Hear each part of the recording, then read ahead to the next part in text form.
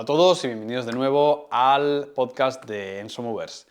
En el episodio de hoy vamos a continuar lo que dejamos a punto de caramelo en el episodio anterior, donde hablamos sobre entrenamiento para los papás y las mamás, y vamos a hablar sobre entrenamientos para bebés.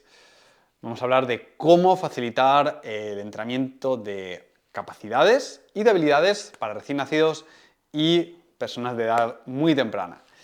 Y luego vamos a continuar hablando sobre errores comunes en el gimnasio, vamos a hablar de cómo escoger tu objetivo y cómo adaptar la forma para que soporte ese objetivo.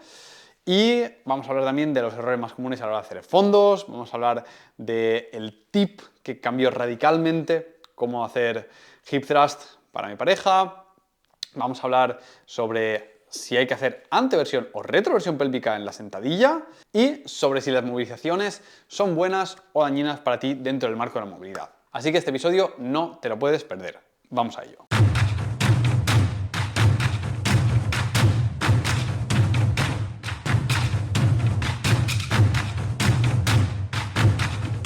Bienvenido al podcast de Enso Movers.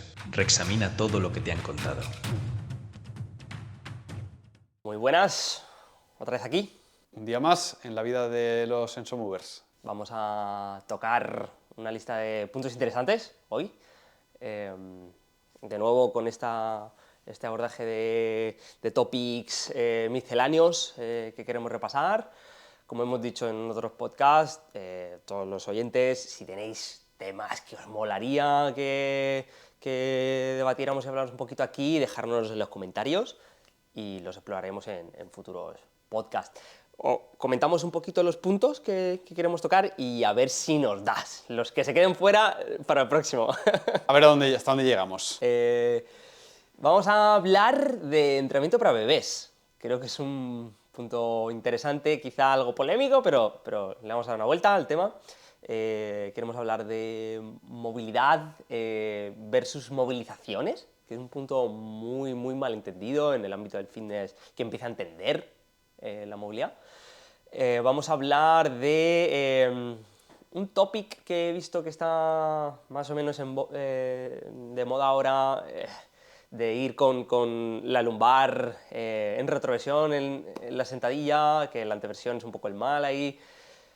Vamos a hablar de qué hay de verdad en esto y si hay algo que sacar ahí. Vamos a hablar también de cómo se hacen los dips, de cómo mucha gente que mueve muchos kilos ahí fuera hace la forma de tal manera que el trabajo que están produciendo la musculatura es bajo, por decirlo de manera elegante. Vamos a hablar también sobre la técnica, cómo la técnica es esclava en los movimientos de los objetivos y no del patrón per se. El peso muerto no es el peso muerto y tiene la técnica del peso muerto. Dependiendo de tus objetivos, tendremos que hacer la técnica de una manera u otra. Es un topic también, me parece muy chulo, que tiene mucha amiga. Y por último, si nos da tiempo, también tenemos aquí un par de pinceladas sobre el hip thrust, que también se alinea mucho con el punto anterior, como si cambiamos la técnica, cambia radicalmente lo que trabaja en el patrón. Bueno, esto es un poco el overview. Probablemente no lleguemos a verlo todo, pero donde nos quedamos bien está. Entonces, vas a empezar tú, a pesar de haber hecho la intro, porque creo que el primer tema nos lo traes tú sobre la mesa. Continuación del podcast anterior, donde hablábamos de entrenamiento para el papá y para la mamá, pre, durante y post embarazo. Si no lo habéis escuchado, bueno, pues hacedlo, porque la verdad es que se quedó muy chulo. Y ahora queda el tercer elemento, el bebé. ¿Qué has encontrado en tu investigación sobre el entrenamiento para bebés y tu experiencia actual? A ver, como trastorno del ejercicio, persona un poco obsesiva o compulsiva también, evidentemente en los meses previos a que nazca Mini Pablo y pues estos primeros meses que está con nosotros, pues ha habido un alto nivel de estudio y de trabajo en ver qué hay ahí, ¿no? Y es interesante, es un ámbito que está trabajado. No es que lo haga todo el mundo, pero no es súper nicho el ámbito de estimular al bebé para lo que suelen llamar acelerar los hitos de desarrollo del niño, ¿no? El niño, pues en medida que va creciendo, sobre todo durante este primer año, pues va aprendiendo a levantar la cabeza, a ponerse sobre los antebrazos, a girar de boca abajo, boca arriba, boca abajo, a gatear, a andar, en fin, se entiende, ¿no? Hay una serie de steps, una serie de pasos, de conquistas, de movimientos que va haciendo el niño y pues hay corrientes en el ámbito de la pediatría y demás que proponen ejercicios para escalar estos hitos.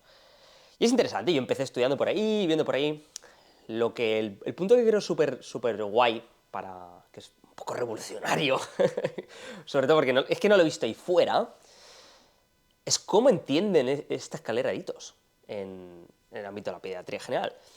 Y es que he visto que, al igual que pasa con el fitness convencional, hay problemas de entender que una cosa son las skills, el aprendizaje de patrones, el aprendizaje de habilidades, y otra cosa son el aumento de la magnitud de las capacidades físicas. Si yo tengo cierto output de cierta capacidad de extensión cervical, el aumento de la extensión cervical es una cosa muy diferente a desarrollar la coordinación de X cosa, o la habilidad de dar un paso respecto al siguiente cambiando el centro de masas, etcétera, etcétera. Y como adultos, una persona experimentada que quiere desarrollar skills o aumento de fuerza, no va a tener la misma programática ni de lejos para una cosa que para otra, dependiendo del objetivo que tenga, va a tener un abordaje u otro. Y eso es lo que veo que se mezcla absolutamente en el grueso de estos protocolos. A ver, no he visto todo lo que existe, pero he visto mucho y no he encontrado a nadie que establezca esa diferencia entre desarrollo de capacidades físicas y obtención de estas skills. Se hace un batiburrillo, se mezcla y se pone ahí, y algunos hitos son relacionados a capacidad física y otros hitos son relacionados a skills, ¿no? Y ese es un poco el punto revolucionario así que he tenido yo con el tema de decir, ¡ostras! Se entienden regular los fundamentos. Entonces, construir a partir de ahí se hace difícil. Se hace difícil. Eso por ahí. Entonces, eso me ha dado a reflexionar esto que nos trae a la mesa. ¿Qué nos trae a la mesa? Pues, por un lado, separamos esas categorizaciones y podemos ser mucho más eficientes con el tiempo que estamos estimulando a nuestros bebés en búsqueda de obtención de resultados. ¿Por qué? Porque si son skills, como no tengas una ruta de input, como no tengas una manera de hacer que el feedback entre, no tiene ningún sentido generar estímulos, porque no vas a aprender. Una analogía que le explico a veces a la gente para que entiendan esto es, si yo quiero aprender la técnica del pino, aprender a reequilibrar y tal y cual, y no soy capaz de físicamente ponerme vertical porque me colapsan los codos, los hombros, etc., no tiene ningún sentido el entreno del equilibrio, el entreno de la skill del pino. No puede generar el input, entonces no vas a aprender. Y pasa exactamente lo mismo con las habilidades que aprendemos como bebés en estas etapas críticas. Si yo no tengo todavía manera de medir la distancia entre la mano y el ojo, bla, bla, bla, y no estoy en esa etapa crítica, a lo mejor llega el mes X, hacer skills relacionadas con eso es perder el tiempo, ¿no?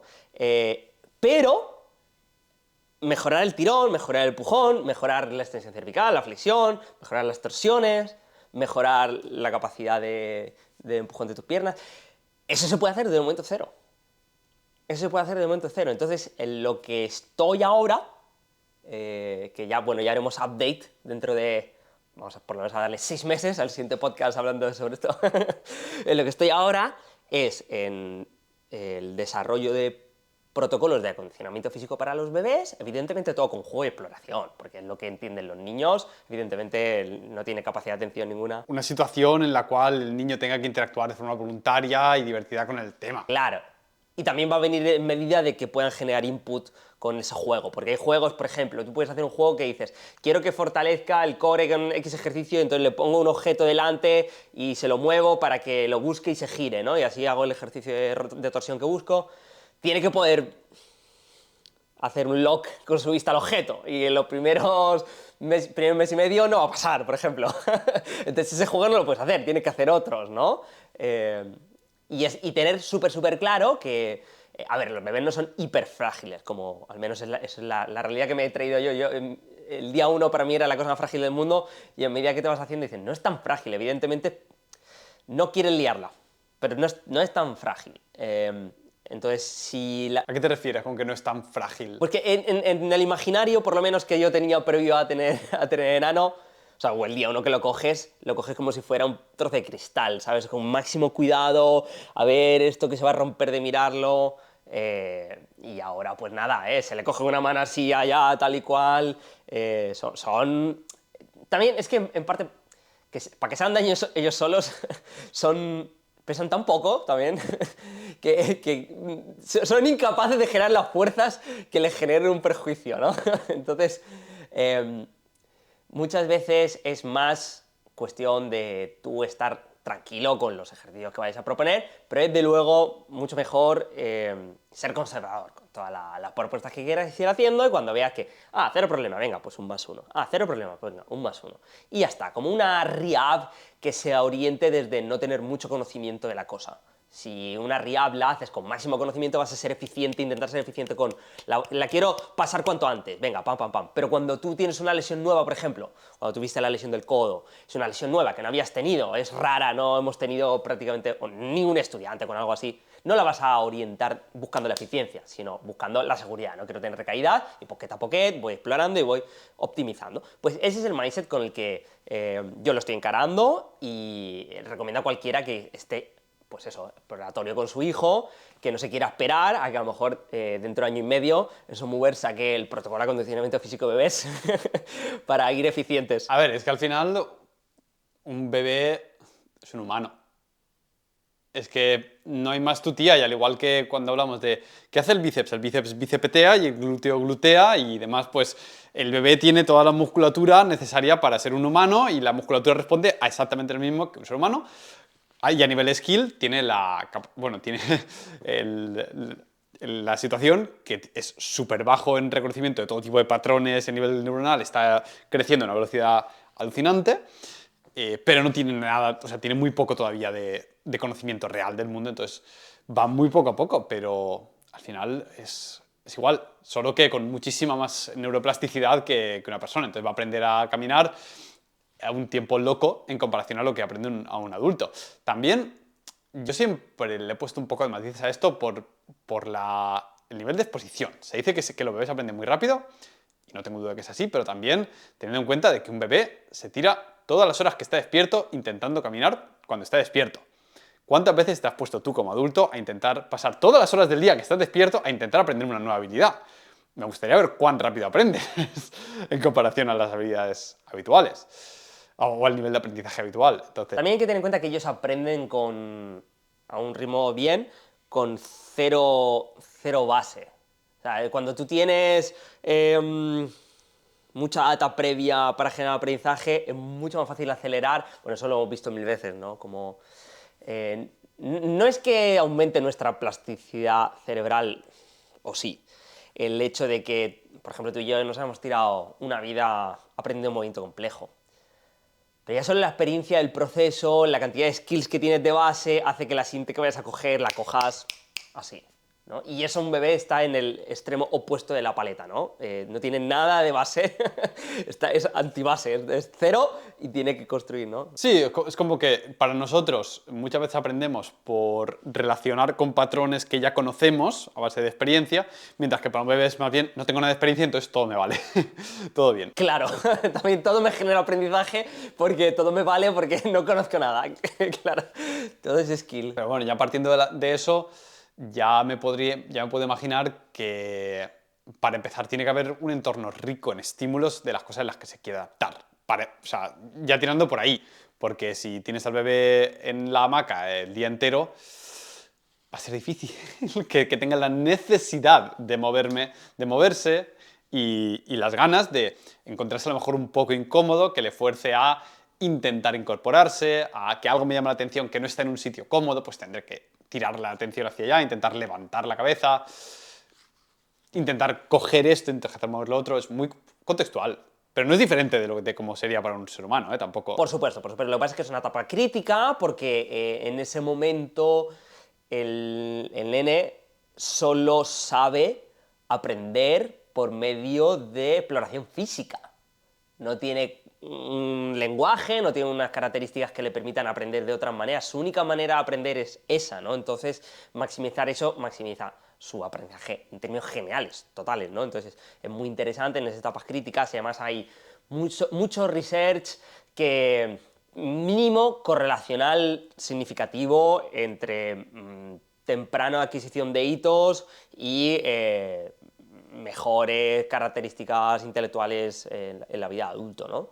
Entonces, es algo interesante que atacar, además cuando estás en esta situación te quieres empoderar un poco de eso, quieres ayudar. Entonces, la manera de hacerlo, hablaba justo con unos ensos que tenemos por aquí, por Elche, que han tenido también un bebé, y estamos hablando un poco de cuáles son las metacosas que realmente sería óptimo tener con el bebé, y es básicamente generarle estímulos tú conscientemente para que se desarrolle físicamente, o sea, como un plan de basics de fuerza.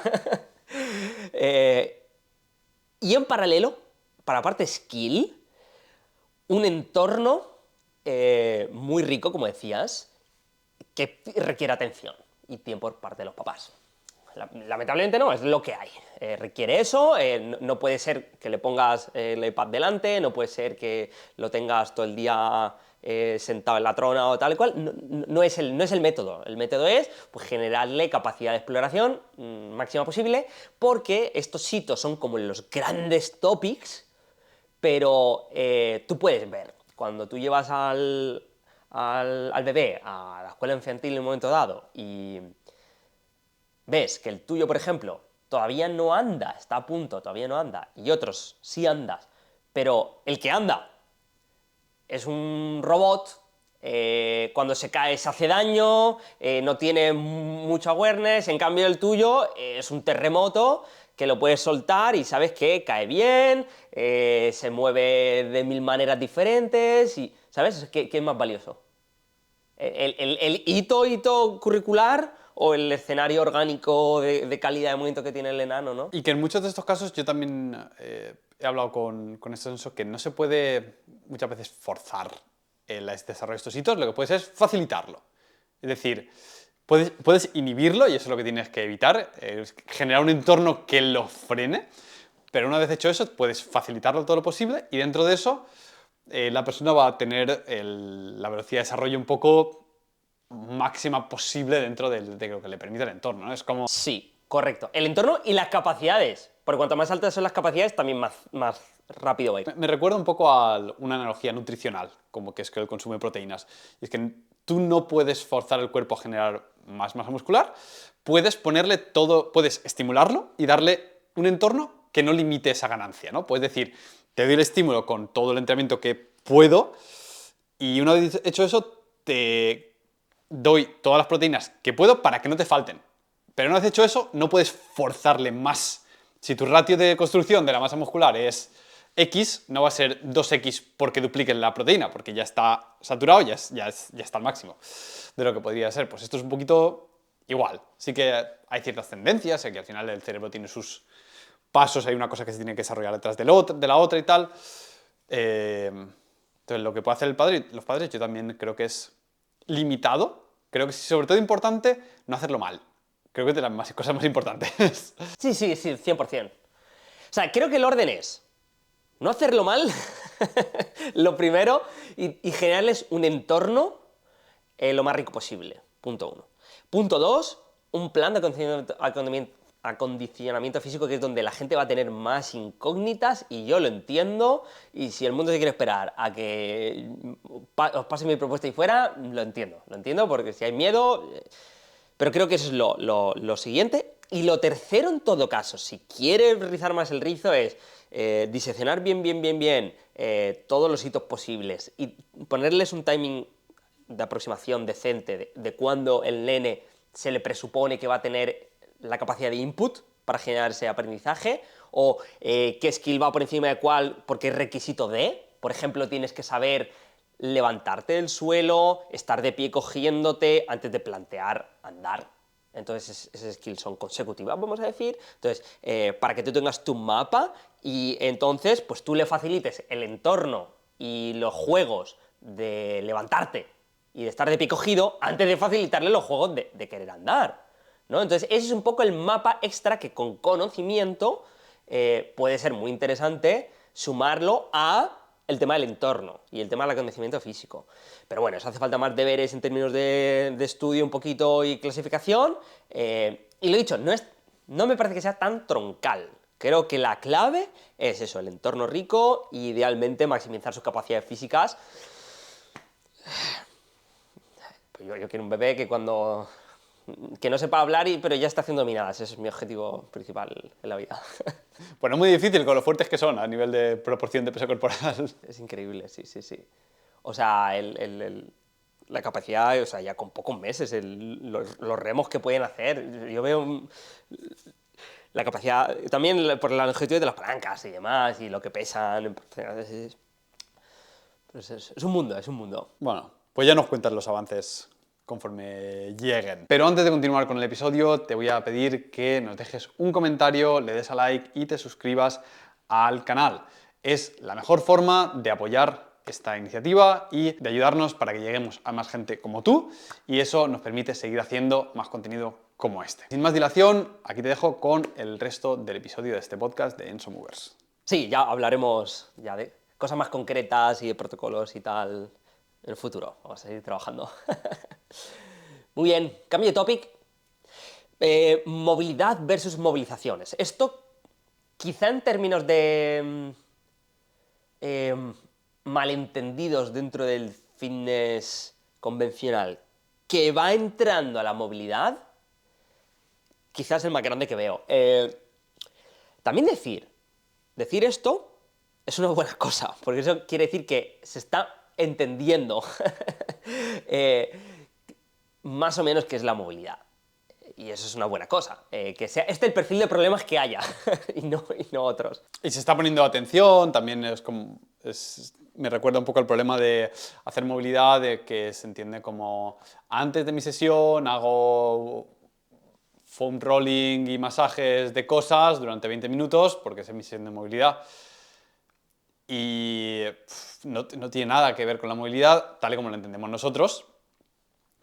Entre otras cosas también porque la palabra movilidad viene de moverse y de mover, y no te estás moviendo, te estás masajeando. que tienes su aquel, si quieres pasarte un rato masajeándote antes o después del entrenamiento, pues me parece muy bien, pero no va a ayudarte a moverte mejor en el sentido que nosotros lo utilizamos, que es ganar más rango y control sobre tu rango de movimiento, ¿no? Y aquí es donde pues, las movilizaciones tienen un papel dentro del marco general de la movilidad. Es decir, movilizaciones lo entendemos como escoger una articulación, cualquiera que sea, y moverla de forma voluntaria, consciente. Entrar y salir del rango de manera... Todo su rango de movimiento, del movimiento que tienes actualmente. No buscas ganar rango, no buscas fortalecer el rango, buscas moverla. Y esto puede servir para muchas cosas. Para empezar, puede servir como una monitorización del estado actual de esa articulación o grupos musculares. Puede ser ¿cómo siento hoy el hombro? Que ayer estaba un poco pocho porque me pasé haciendo cleans and jerks. Vale, pues ¿qué tal está? Pues voy a dedicarle un rato a moverlo. Tiene beneficios per se, porque movilizar las articulaciones es positivo para el intercambio de fluidos, para calentarlas. Puede servir para tantear en un escenario de lesión, y se puede utilizar también incluso para generar un poquito de conciencia corporal al final de ciertos rangos donde no solemos entrar. Mejorar el control motor un poquito en zonas donde no sueles entrar y hay algo de tensiones anómalas a causa del desconocimiento, que eso empalma un poquito con el trabajo de movilidad, pero solo en etapas tempranas. ¿Por qué? Porque el trabajo de movilizaciones puede ser trabajo de movilidad en iniciación. Si yo nunca he entrado en un rango, que es lo que se suele proponer con estas rutinas siempre suelen ser en plan rutina de cadera de 5 minutos que te va a cambiar la vida, haz estos ejercicios, y tú nunca has entrado en esos rangos de rotación externa, aducción y demás, entonces sienta bien, notas mejoras, incluso en el rango, en la estabilidad del control, y es maravilloso, y para eso está bien, para lo que decían, ¿no? Si tienes una lesión o una molestia o te has pasado de carga y, hostia, muevo y luego tengo mejores sensaciones, claro que sí. El problema es la escalabilidad, cuando tú propones esos ejercicios de exploración y demás, para empezar, las intensidades no son las óptimas para progresar una vez llegas a cierto nivel. Pero es que para continuar... Un nivel que es ligeramente por encima del cero. Sí. Sí, depende del individuo, pero desde luego que sí, o sea, es ligeramente por encima del cero. Y luego la escalabilidad, la mayoría de veces estos ejercicios proponen, la escalabilidad es baja. O sea, cuánto puedes escalar la intensidad o puedes escalar el rango con ese ejercicio propuesto. Y se propone muchas veces estas rutinas como ¿sabes? Como muchas veces las que proponemos nosotros de warm-up. Que en plan son rutinas de movilizaciones, pero que es que te las propongo como calentamiento, no como ejercicio con el que establecer progresiones over time. Tiene un propósito que es, mueve, conecta un poquito el control motor previa a la sesión, genera un poco de movimiento de fluidos y tal cual, y ya nos ponemos ya con un calentamiento específico en cuestión. Está bien. Pero se propone de esta manera como la receta para tu cadera, ¿no?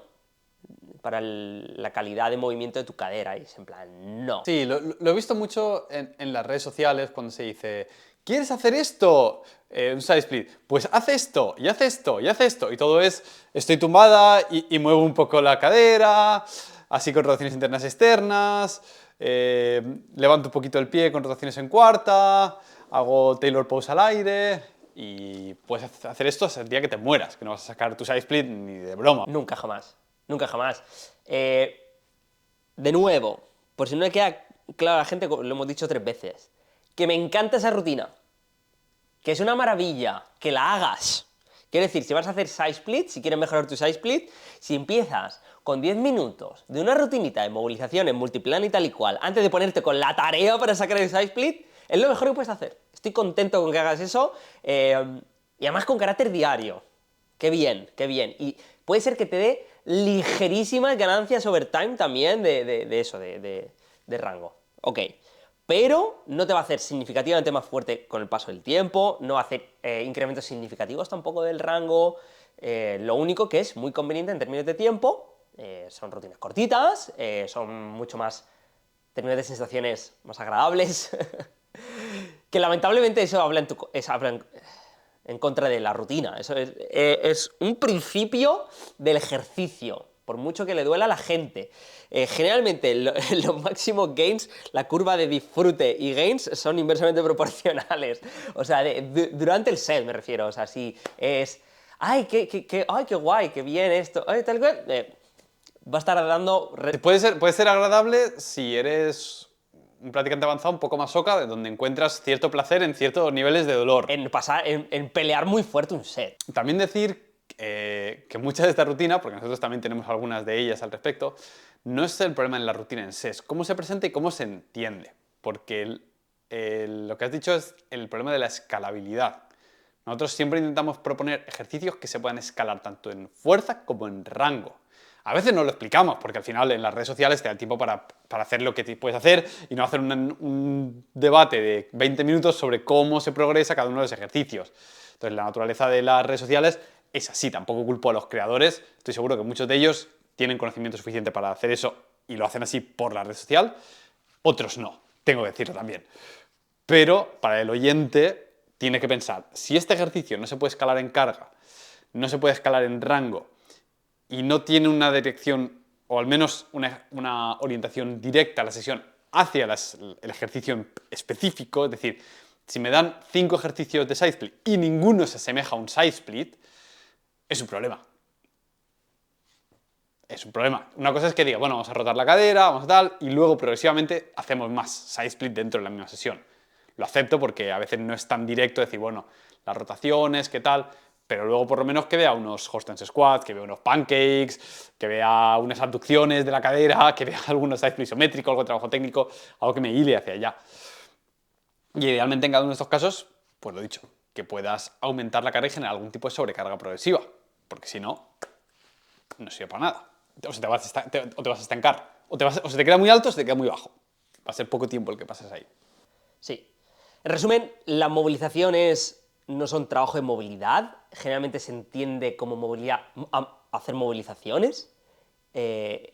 Poca gente habla de movilidad como herramientas para incremento del rango y la capacidad con un incremento paulatino de estas métricas. Poca gente habla de esto, mucha gente habla de movilizaciones y se usa la misma terminología. Y para el oyente que esté interesado en llevar al siguiente nivel su conocimiento del área, pues eso, lo que hemos presentado, que entiendan la diferencia, que hay un overlap pequeñito al principio, pero luego divergen y cada uno tiene un propósito y te va a dar un retorno. Y no solo eso, sino que tiene también unas métricas de volumen e intensidad completamente diferentes. Las movilizaciones, por su naturaleza, generan muy poca fatiga y se pueden hacer cada día y es una buena cosa. Pero el trabajo de movilidad, en la mayoría de las ocasiones, requiere ciertos niveles de intensidad, sobre todo cuando tenemos cierto avance en el trabajo, que necesita descansar. Algunos estudiantes hemos tenido que en algunos ejes articulares han necesitado una sesión semanal de la intensidad que le estaban metiendo. Entonces, ostras, programáticamente, ¿cómo será? Infinitamente diferente a las métricas programáticas que tiene el trabajo de movilización, ¿no? Esto me recuerda, bueno, es que quizás el problema es que, bueno, lo importante no es el ejercicio, es todo este contexto y que para nosotros está muy claro después de tantos años y que nos gusta comunicarlo así, es en conceptos muy generales como sobrecarga progresiva, como medir el rango y tal, pero requiere más trabajo intelectual que para que simplemente el que te dé unos cuantos ejercicios para aplicarlo directamente. Y quizá por eso somos tan malos en las redes sociales, típicamente, porque queremos transmitir el metaconcepto y no la cosa que tienes que hacer, porque sabemos que si te doy la cosa que tienes que hacer, pues no sirve. Pero bueno, hablando de redes sociales, ¿cuál es el nuevo trending? Porque yo no estoy, entonces yo no lo he visto, así que necesito canales externos que me actualicen. Bueno, yo también he sido un poco haciendo búsqueda para generar contenido que a mí me gusta subir contenido criticón, entonces busco tendencias. Y he visto, así el salseo siempre, que nadie mienta, os gusta a todos, el salseo. Entonces, he visto que pues, se está hablando en círculos no muy beginners tampoco, de trabajo de fuerza, que la sentadilla idealmente la tienes que hacer con retroversión pélvica. Es decir, la cadera, si tú la miras de un plano lateral, puede ir en anteversión o en retroversión, la cadera puede rotar hacia adelante, anterior pelvic tilt, o hacia atrás, ¿ok? Pues en este caso estamos hablando de hacia atrás, que si la rotas hacia adelante generas un arco en la lumbar, pero un arco hacia la extensión de la espalda, no un arco hacia la flexión, porque la lumbar evidentemente puede flexionar de ambas maneras una sentadilla. Ellos se referían a que hacia extensión, genera un arco hacia extensión, era el motivo por el cual la gente tiene dolores en la lumbar cuando hace sentadillas. Y esta es la premisa, que está ahí fuera y que se debe bajar con la lumbar con la cadera en retroversión. Y esto es lo que se dice, pero no es lo que se hace. Y es lo que es más interesante cuando vi la publicación.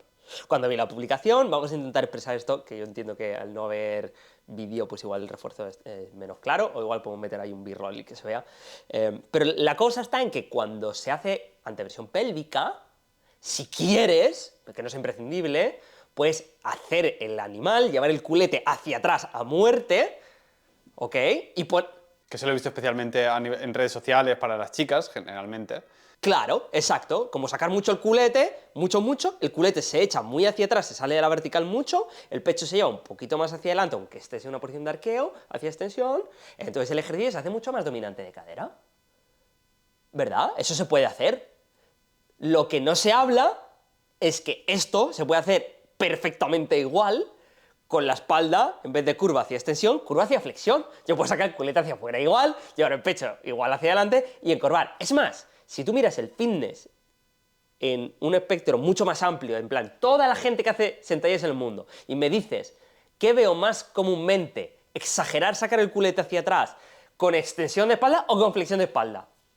Desde luego con flexión de espalda. Me parece el error más tradicional de hacer mal una sentadilla, ¿no? Que es que me pongo el peso detrás, me vence y me encorvo y bajo encorvado, sacando el culete hacia atrás. Lo que todavía es peor que ir hacia flexión, porque por lo menos en flexión la musculatura de la cadena posterior está en una posición más fuerte que en flexión de columna, que está en una posición... Sí, en extensión, perdón. Cuando tú bajas sacando mucho el culete, pero la espalda está en extensión, la musculatura de la espalda, aunque coge más carga porque el culo se desalinea y el ejercicio es menos dominante de rodilla y más dominante de cadera, la musculatura de la espalda está en una posición más acortada, más capaz de generar trabajo que si bajas igual sacando el culete hacia atrás, pero con la espalda encorvada hacia adelante. Si bajas así, la musculatura de la espalda está en una posición más elongada, es menos capaz de generar trabajo, por consiguiente es todavía más peligroso y es más fácil que la carga se acabe yendo a tejidos pasivos, como vértebras y demás, porque llegas a final de rango ahí. Que cada vez que se habla de dolor de espalda es un término extremadamente difuso y hay muchas formas de tener dolor de espalda. Y a veces tienes que escoger tu veneno, como se dice en inglés, ¿no? Y es que cuando tú haces... Primero entender cuál es el propósito de extender la espalda, y es que el peso no te chafe, básicamente. Y es una buena métrica en cualquier ejercicio. ¿Hacia dónde me está tirando el peso o la gravedad? Vale, pues yo intento hacer lo contrario. Porque lo que quieres hacer es resistir. Por eso es trabajo de resistencia, como se habla. Resistir una fuerza. Entonces, tradicionalmente cuando te pones peso en la espalda, ¿qué tiende a hacer? A chafarte. Pues ¿qué tienes que hacer? Resistirlo. ¿Cómo lo resistes? Con contracción muscular voluntaria. Si no lo resistes, va a haber un límite, va a haber un tope, que viene dado por los tejidos pasivos. El problema es que los tejidos pasivos tienen una capacidad de adaptación menor que la musculatura y pueden producir daño, además severo, porque tarda mucho en recuperar, porque puede llegar a ser muy doloroso y peligroso si viene a nivel de columna. Entonces, si tú dejas ceder a favor del peso, puedes producir hernias, puedes producir luxaciones vertebrales, incluso, yo imagino, incluso pequeñas roturas, que es terrible. Ahora, si tú haces que la carga se la lleve la musculatura, la parte buena es que los tejidos pasivos están súper protegidos, que es lo que queremos. Pero evidentemente la musculatura trabaja más. Entonces también eres más proclive a lo mejor a tener dolor de espalda debido a una contractura muscular, a una sobrecarga, a inserciones de la musculatura asociada. Pero esos daños son mucho menores que los que te podrías llevar por el otro lado. Entonces, y tienes más margen de capacidad. Entonces intentas decir, vale, pues me llevo esta carga a esta musculatura, a estas estructuras que son más fuertes o tienen el potencial de ser más fuertes y en caso de que ocurra daño es menor que a las otras. Entonces, cuando se habla de dolor de espalda, lo primero es pensar qué tipo de dolor de espalda estamos hablando. Y luego lo que tú has dicho, dentro de cualquiera de las dos técnicas hay un espectro de muchos otros aspectos técnicos que hay que valorar. Si pones una barra muy baja y echa el culo mucho más hacia atrás, pues la espalda va a llegar a un punto mucho más horizontal, va a haber mucho más carga.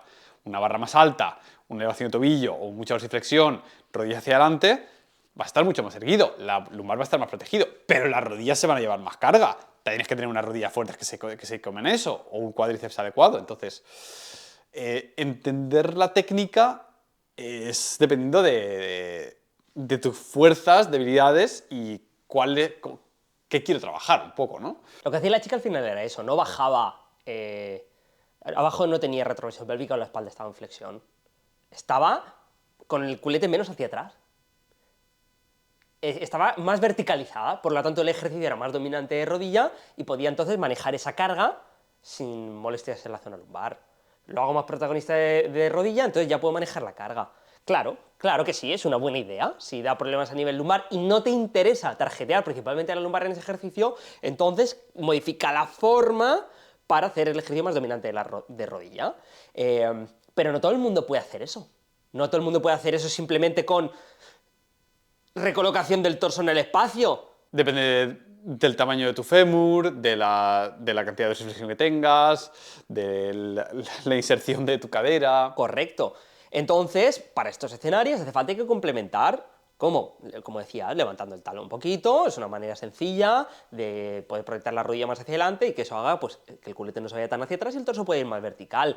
Y no es cuestión de no ir en anteversión pélvica. Es que muchas veces la única manera que tienes para bajar así de profundo si no le pones más el talón es cuando estoy muy horizontalizado, ir hacia extensión de espalda y tener esa forma, ese arco tan pronunciado en la diagonal. Pero es que la manera de solventar eso no es dejar de hacer extensión de espalda, es poder encontrar la aritmética que haga que tu cuerpo vaya más vertical y en muchas ocasiones es que o elevas el talón o... También es que se confunde a la hora de hablar una posición con una intención. Tú no tienes por qué tener una posición de máxima anteversión pélvica ni máxima extensión de columna cuando haces una sentadilla, si no estarías súper arqueado y súper echado hacia atrás y es una posición muy débil. Lo que tienes que hacer es una activación de toda la cadena posterior hacia la extensión. Es decir, tú tienes que intentar resistir la fuerza, pero no tienes que arquearte todo lo posible, tienes que pelearlo para estar en una posición estable, que suele ser o con la columna recta o ligeramente extendida, pero ligeramente extendida, no súper extendida, especialmente para la gente que tiene mucha movilidad de pelvis, de lumbar y de espalda. Si intentan ir a máxima extensión, es súper antinatural y muy débil el patrón. Sí, sí, sí. Pero eso es un problema de la forma, porque las otras características han obligado a la espalda a generar ese arco. Es que, ¿qué alternativa tiene? Si no lleva el culete más a la vertical con algún añadido, como lo que decíamos, o separando más los pies y llevando las rodillas hacia fuera, si no hago una modificación de la forma, y esas son mis proporciones de palanca y mi movilidad, y tengo el culete súper atrás, o extiendo y genero ese arco tan pronunciado que es ineficiente para gestionar cargas, o hago eso, me vence la carga y estoy todavía en una situación peor, ¿no? Entonces, no es culpa de la anteversión debe ser la mínima posible, pero o sea, hay que poder estar. Pero aquí no estamos hablando del elefante en la habitación, ¿no? Que se dice en esta conversación, que es la carga. Es la carga. Si te duele la lumbar, tú puedes estar haciendo la peor técnica que exista, que si la carga no supera el umbral de tolerancia de las estructuras, no te va a doler, no te debería doler. Pero le estás dando un estímulo que puede ser óptimo o a lo mejor no óptimo, ni siquiera, es insuficiente para el cuádriceps, pero es claramente excesivo para la lumbar. Y veo que puedo mover la carga, pero es que me duele aquí. Ya, pero es que pueda mover la carga no significa que deba mover ese peso, debes tarjetear en un ejercicio compuesto, en el ejercicio, la carga que pueda tolerar el eslabón más débil de la cadena, que es por donde rompe. Entonces, en ese caso, para empezar, el problema número uno es estar manejando carga excesiva si te está dando problemas cada práctica, cada sesión. Hay que tener ahí un pelín de humildad y dar un paso atrás. ¿Qué puedes hacer? Complementar alternativamente con trabajo de lumbar para que deje de ser el limitante. O tener paciencia hasta que cambie esa realidad. O, yo creo que el mejor plan, cambiar la forma con complementos para que se tarjetee lo que busca que se tarjetee y no es el eslabón débil, cambie de forma, que hace que la lumbar ya no sea el eslabón débil, como decíamos, yendo más vertical, y entonces ya fortalecer la lumbar con otros ejercicios, unos pesos muertos, unos pesos muertos rumanos, o lo que tú quieras meter en el menú. Eso trae un punto súper relevante que hemos dicho muchas veces, que es que tienes que saber cuál es tu intención a la hora de hacer un ejercicio. Tienes que saber qué quiero hacer con esto, porque si tu intención es quiero mover el máximo peso posible, entonces vas a tener que escoger cierta técnica que te va a permitir con tu anatomía y situación particular mover el máximo peso posible en tu caso. Pero si tu objetivo es quiero desarrollar de forma más uniforme, homogénea y holística mi cuerpo, entonces vas a decir, no voy a escoger el máximo peso posible que puedo mover, voy a intentar fortalecer mi eslabón más débil para ser más robusto en general, y eso muchas veces lleva a veces mover mucho menos peso en posiciones desfavorables para atacar aquellos puntos débiles. Por ejemplo, es generalmente más fuerte levantar la sentadilla de cadena posterior, porque la mayoría de gente es más dominante de ahí, pero puede que estés dejando atrás el desarrollo de los cuádriceps. Entonces a lo mejor puedes ponerte la zancadilla a ti mismo diciendo voy a trabajar con mucho menos peso, pero forzando una técnica que domine de cuádriceps, llevando mucho las rodillas hacia adelante. Vas a levantar menos peso, pero vas a tener mucho más retorno de cuádriceps. ¿Qué quieres atacar o cómo quieres trabajar? Va a depender de lo que quieras conseguir. Sí, y como no hagas la reflexión, no te das cuenta y no lo separas y no eliges bajar peso. Pero esto bueno, hila con otro punto que teníamos en la lista, ¿no? Que la función determina, o la función, la función, la intención determina la forma. Y esto salía a raíz de uno de nuestros estudiantes que estaba haciendo una variante de split squat y que estaba ahora mismo conmigo bajo el coaching y me preguntó, oye, pasándome un vídeo del Knees Over Toes Guy. Oye, ¿por qué no lo hacemos así? Las progresiones que nosotros estamos siguiendo son diferentes de las que él propone. Y yo le dije, porque en tu caso, este ejercicio dentro de tu programa obedece a una intención de fortalecer las piernas. Es decir, no estamos buscando generar nuevo rango, estamos buscando trabajar en el rango que tú tienes con más peso para ganar fuerza máxima, más principalmente en ese aspecto. Si el abordaje es trabajar la ganancia de movilidad, las métricas son otras. Ya no buscamos subir peso, buscamos profundidad en el rango. Y eso a veces significa subir peso, pero hay veces que significa bajar peso. Y la métrica es la profundidad, no la carga externa.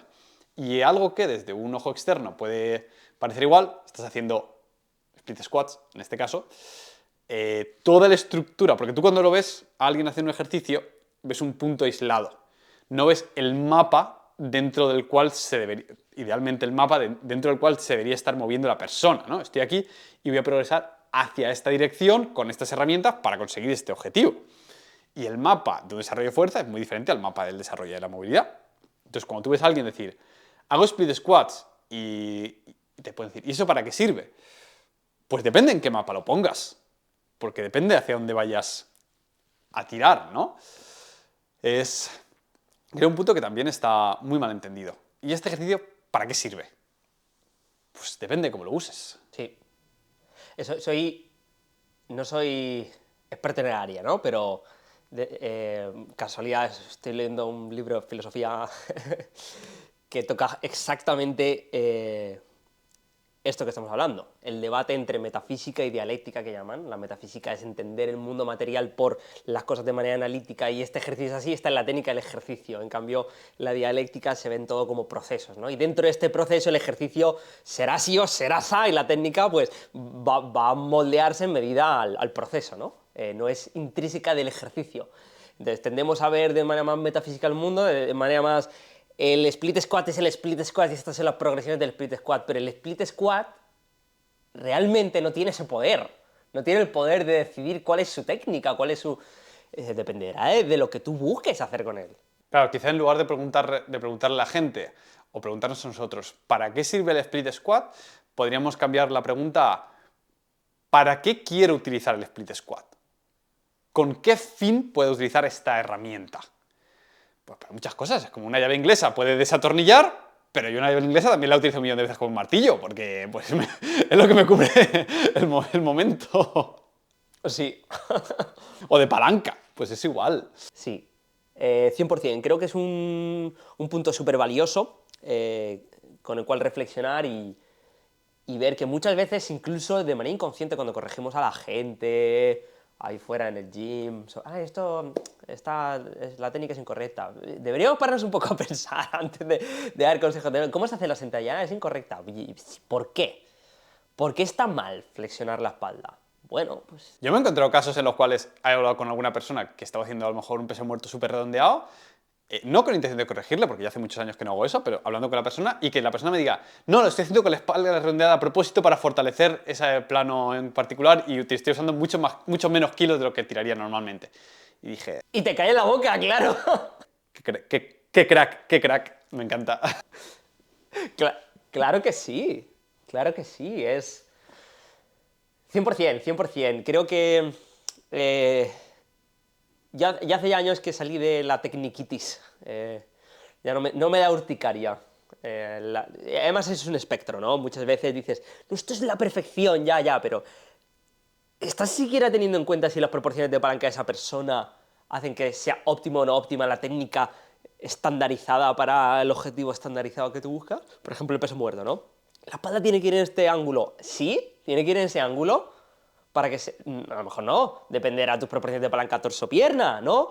En fin, ¿no? Como hablamos a nivel de cadera en la sentadilla. Porque la morfología de mi cadera y de la inserción del fémur es relevante para determinar el stance. No puedes universalizar la técnica, incluso ante un mismo objetivo, como estábamos hablando, que el objetivo determina la forma, pero también la realidad determina la forma. No puede ser una idea lo que fuerce la realidad. Las ideas se tienen que moldear a la realidad, no podemos tener el abordaje opuesto. A ver, yo podría decir que la anatomía son ligaduras, son constraints que limitan tu espectro de posibilidades. Dentro de tu espectro de posibilidades, el objetivo determina la forma. No puedes salirte de tu espacio fásico, que llamamos en física, no puedes cambiar. Entonces me recuerda también, hablando de corregir a gente en el gym y demás, a otro caso que vi el otro día, un chico haciendo fondos, y lo quiero sacar porque es uno de los errores, comillas, más comunes que he visto y que es de los que se discute poco. El chico en cuestión estaba poniéndose muchos kilos para hacer fondos, pero a la hora de hacer un fondo estaba bloqueando el húmero contra el torso y pivotando exclusivamente a nivel de codo con una flexión de cadera. Es decir, mantengo el codo pegado al cuerpo y cuando bajo el torso subo un poquito, hago una flexión de cadera y luego la extiendo. Esto, no sé, tengo mis dudas de que lo hiciese a propósito porque el chico era bastante jovenzuelo y un poquito... No tenía pinta de una persona que lo ha pensado mucho, pero a lo mejor me equivoco. Pero esto creo que viene de esta idea de donde se compite. Mucha gente lo hace de forma inconsciente porque es más fácil hacer un fondo, entre comillas, si no tienes conciencia corporal y solo piensas que la cabeza tiene que bajar y subir. Porque es mucho más fácil. Y el motivo por qué es mucho más fácil es porque no hay un desplazamiento significativo del centro de masas. No hay un cambio, es más bien una basculación donde la bajada del torso compensas con la subida de las piernas y flexión de cadera y luego subes. Es más bien similar a un balancín, donde un lado tiene un poquito más de peso que el otro, pero al final tampoco hay tanta carga. Y esto, pues, al igual que las sentadillas con posición de sumo o con un press de banca con una espalda súper arqueada, tiene cabida en un marco de competición donde la regla es el húmero o el hombro tiene que llegar a la altura del codo. Esa es la métrica por la que determinamos que un dip se ha hecho o no. O una dominada por encima de la barra. Y el deporte va de tirar los máximos kilos posibles dentro de esa métrica. Exacto. Entonces, dentro de eso, es la forma más eficaz de cumplir esos requisitos. Vas a mover más kilos y bajas a lo que te dicen, bajar el hombro a la altura del codo. Pero, si tu objetivo es construir fuerza, que es estimular en este caso el uso del pectoral, del deltoides y del tríceps, no estás trabajándolo, porque estás bloqueándolo en una posición isométrica de estabilización únicamente, el hombro.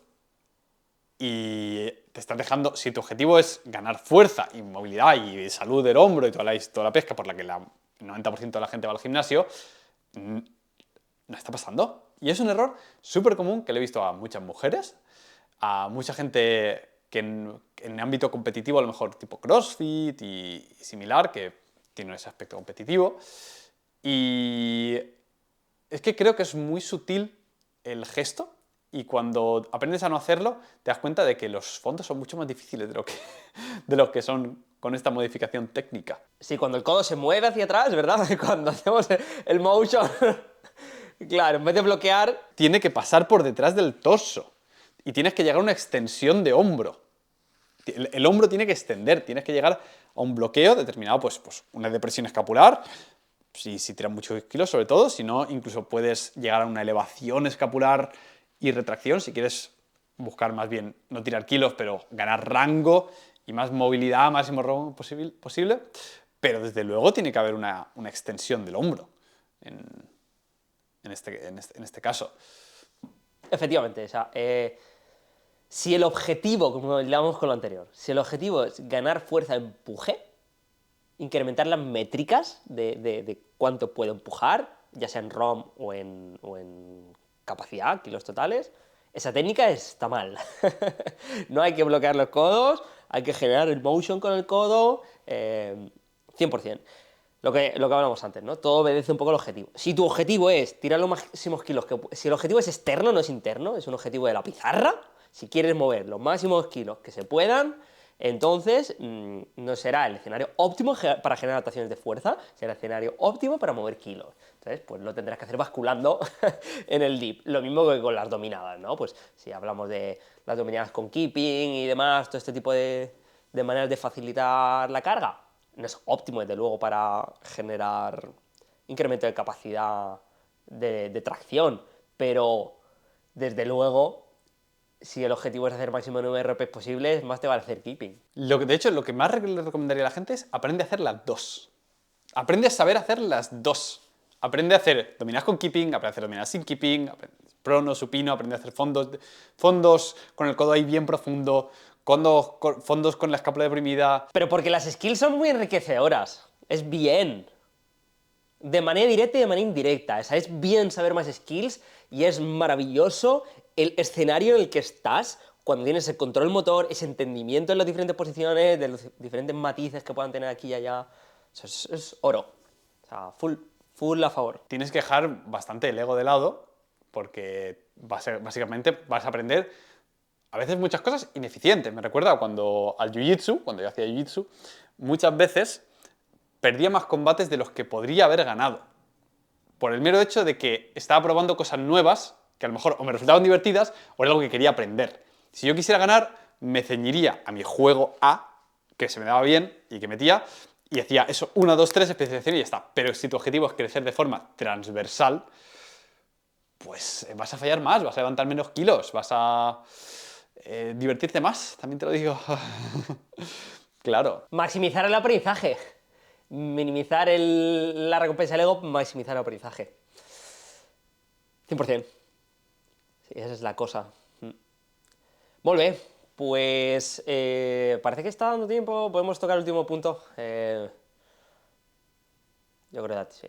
Hip thrust. Otro ejemplo, más allá de los dips, de cómo una ligera modificación en la técnica, la intención, en la ejecución, cambia radicalmente lo que trabaja y lo que no trabaja.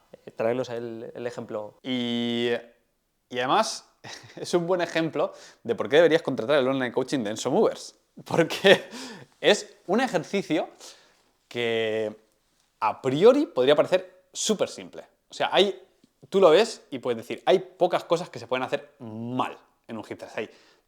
Es un ejercicio analítico de extensión de cadera. Exactamente. Con los dos puntos bloqueados. La espalda y los pies están bloqueados. Solo puedes llevar el culo para arriba. No hay más, tu tía. Eso pensaba yo. Cuando mi pareja lo introdujo en el programa y yo le dije, vale, pues nada, ¿vale? O sea, no opiné, digo, vale, pues ahí lo tienes, tú hazlo. Y en un esfuerzo gargantuesco, tengo que decir, porque tengo la vena de coach y yo quiero ver a la gente y decir, y meterme y asegurarme de que lo hacen bien, pero bueno, como ya hemos aprendido de esto, no me meto y digo, lo haces y si tienes alguna duda me preguntas. Y llevaba un tiempo reportando que le tiraba de cuádriceps principalmente. Y yo tampoco le puse mucha atención y dije, pues fíjate, es un poco débil de los cuádriceps porque tampoco llevo mucho tiempo yendo al gimnasio. Pero le daba y el otro día tuvimos la situación en la cual yo tenía un poco más tiempo libre y estábamos ahí y le dije, enséñame el hip thrust, vamos a hacer hip thrust juntos y a probar. Y analizando un poquito la técnica y la activación, me di cuenta de que lo que estaba sucediendo y el motivo por el que le tiraba de cuádriceps es que cuando hacía la extensión de la cadera, el llevar la cadera hacia arriba, lo hacía a base de empujar en la horizontal con extensión de rodilla, aprovechando la fricción del suelo, que esto evidentemente en un suelo hipotéticamente con cero fricción no lo puedes hacer, pero aprovechaba la extensión de la rodilla para levantarlo, haciendo que no trabajara el glúteo, que era el objetivo principal, y fatigándose los cuádriceps. Y lo hacía dominante rodilla. Y evidentemente le dije, vale, pues ahora prueba sin cargas, hacer una extensión de cadera y haz una fuerte extensión de rodilla y luego haz un curl de isquios fuerte, intentando llevarte los talones al culo. De forma que el torso, para aquellos que nos están viendo, si mi mano izquierda son las rodillas, bascula. En un lado extiende y por el otro flexiona la rodilla. Y tienes que buscar el punto intermedio donde la rodilla ni extiende ni flexiona. La rodilla está neutra y solo se extiende como consecuencia de que el ejercicio lo haga la cadera. los glúteos en este caso. Además, un par de tips de rotación externa para activar, especialmente al final de rango, tal. Y fue revolucionario. Y de repente ha sido meses. Claro. Y de repente el trabajar el glúteo. Claro, de repente ha sido meses de decir, wow, no he estado trabajando el glúteo en meses. Y yo pensando, lo increíble que puede ser cómo hasta en un ejercicio tan extremadamente analítico, que alguien con conocimiento te vea, te analice y te dé ese tip que tú necesitas, puede ahorrarte meses, si no años de trabajo, especialmente pues, para la gente que no todo el mundo tiene el tiempo, la curiosidad o el interés de dedicarle años a ser un friki de estas cosas. Efectivamente. Y un claro ejemplo, ¿no?, de lo que veníamos hablando, ¿no? Como las modificaciones en la forma. A pesar de que externamente se ve igual. Sí, pero no es igual. pero no es igual. Entonces, un matiz te cambia que el trabajo sea uno o directamente el diametralmente opuesto, ¿no? O sea, el flexor de cadera trabaja en vez del extensor de cadera. Cuando quiero trabajar el extensor es como, wow, contraintuitivo. Un ligero cambio en el... Y como es otro ejemplo donde si tu objetivo es levantar más kilos, ella levantaba más kilos haciendo la extensión de rodilla, evidentemente. Claro, porque reparte la responsabilidad de la gestión de la carga entre dos ejes articulares, entre la cadera y la rodilla, no solo exclusivo de rodilla, pero es que ahí pierde la gracia. La gracia del hip thrust es poder trabajar en esa curva tan peculiar de fuerzas, que es la opuesta, digamos, a un peso muerto, poder trabajar esa extensión de cadera. O sea, es para eso. O sea, hay otros ejercicios más eficientes para trabajar la rodilla en cuanto a ROM y curvas de fuerzas. Claro. Y cómo decir, no, es que si lo que quiero es trabajar glúteo, tengo que reducir la carga O sea, tengo que aprender a aislar el trabajo de extensión de cadera y luego trabajar con la carga, entre comillas, máxima, que me permita hacer eso. Porque si te pasas, vas a empezar a involucrar otras cosas, claro. Solo una persona, generalmente, en mi experiencia, solo personas muy entrenadas suelen encontrar el fallo antes que la compensación. O sea, tienes que ser relativamente entrenado para cuando vas ahí en estos ejercicios integrados en los que se puede compensar con el otro eje, decir, no, lo empujo y voy a fallo, no compenso, ¿sabes? Tienes que tener bastante experiencia en mi experiencia, valga la redundancia. Sí, y practicarlo específicamente muchas veces de notar cuándo la técnica quiere ser modificada por las cargas y decir, no, esa musculatura que está fatigada sigue fatigándose, no busco utilizar otras. Y viene con la experiencia, y los años, y las ganas. Y la intención. La intención. Son muchas cosas. Bueno, creo que lo podemos dejar aquí. Yo al menos tengo ya la libreta vacía. Como hemos dicho al inicio del podcast, los oyentes, si os ha gustado, si tenéis experiencias con estos ejercicios, si habéis encontrado estos tips útiles, comentádnoslo. Si pensáis que somos unos gilipollas, comentádnoslo también. Y si tenéis ideas para otros podcasts, dejadlo también, que lo agradecemos. Y escuchamos y leemos y contestamos a todas. Dadle a like y suscribíos, que es la mejor forma que tenéis actualmente de apoyar este espacio donde compartimos toda esta información al respecto del entrenamiento. ¿Alguna cosita más? Eso es. Nada, muy buena charla, la he disfrutado. Pues nos vemos pronto en el próximo podcast de Ensome Movers. Un abrazo. Chao. Hasta la próxima.